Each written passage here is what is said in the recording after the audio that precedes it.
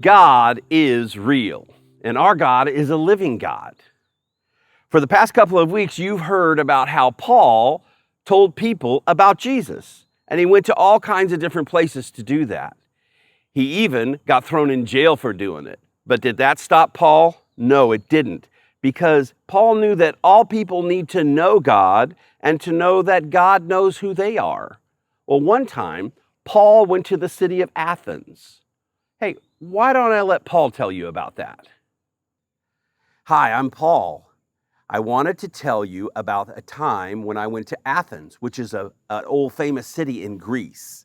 Well, I went there to tell them about Jesus. But the people in Athens are really smart, and they like to talk about important things like religion and philosophy. And in the religion in Greece, they have lots of different gods, and they have shrines to their gods all over the place, in the marketplaces and on the roads. Well, I went to the marketplace and I started telling them about God and about Jesus. And they thought I was talking about a new God. And so I got invited to speak to some really important people at a place called the Areopagus. And I was really excited about that. Well, I finally went to the Areopagus and I got to speak before 30 of the most important, smartest people around. And I got to tell them about the living God. See, I was raised in a city kind of like Athens, so I knew how to talk to these people. I told them I knew they were very religious, and I'd seen their many shrines and their altars to the many gods, and I'd seen them practicing magic. Well, then I came across this, a shrine to an unknown God. The people had an altar for a God they didn't know. I told the people, I know the God you don't know. He's the one true living God. So I started from the beginning of the big God story. I told him how God created and he controls everything. And then even though that God doesn't need people, he made people and he loves them. And God brought about everything so people would seek and find him.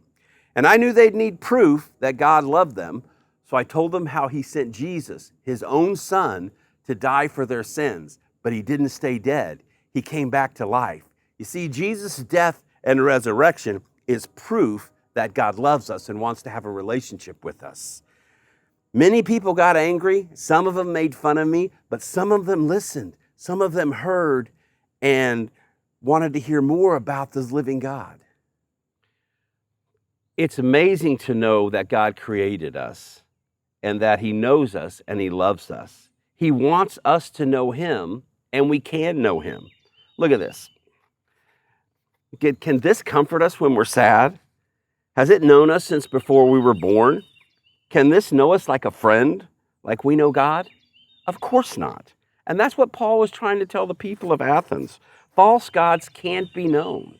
But our God is a living God, and he can be known, and he wants to be known, and he loves you. We have a living God who is real, and that's good news.